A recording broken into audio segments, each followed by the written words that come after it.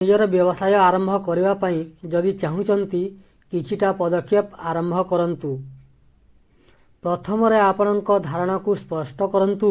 ଆପଣ କୌଣସି ପ୍ରକାରର ବ୍ୟବସାୟ ଆରମ୍ଭ କରିବାକୁ ଚାହୁଁଛନ୍ତି। ଏହା ସେବା ଦେବା, ବସ୍ତୁ ବିକ୍ରୟ କିମ୍ବା ଅନ୍ୟ କୌଣସି କାରବାର। ଧାରଣା ନିର୍ଦ୍ଦିଷ୍ଟ ହେବା ଦରକାର।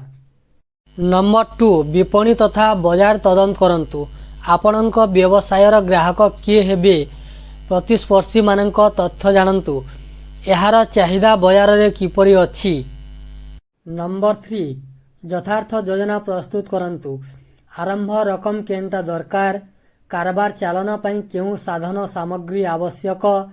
ବ୍ୟବସାୟ କେମିତି ଲାଭଜନକ ହେବ? ନମ୍ବର 4, ଲାଇସେନ୍ସ ଏବଂ ନିୟମ ପାଳନ କରନ୍ତୁ। ଆପଣଙ୍କ ବ୍ୟବସାୟ ପାଇଁ ଆବଶ୍ୟକ କାନୁନ, ଲାଇସେନ୍ସ ଏବଂ ପରମିଟ୍ ହାସଲ କରନ୍ତୁ।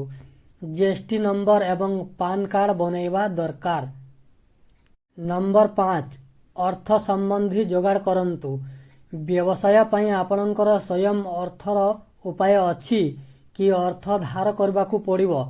ବ୍ୟାଙ୍କର ଲୋନ୍ କିମ୍ବା ସରକାରୀ ଯୋଜନାକୁ ଦେଖନ୍ତୁ। ନମ୍ବର 6, ସଠିକ୍ ଠାରେ ବ୍ୟବସାୟ ଆରମ୍ଭ କରନ୍ତୁ। ଗ୍ରାହକଙ୍କ ପାଖରେ ଥିବା ସ୍ଥାନକୁ ଚିହ୍ନଟ କରନ୍ତୁ। ବ୍ୟବସାୟ ଯଦି ଅନଲାଇନ୍ ହେଉଛି, ଉତ୍ତମ ଡିଜିଟାଲ ପ୍ଲାଟଫର୍ମ ବାଛନ୍ତୁ।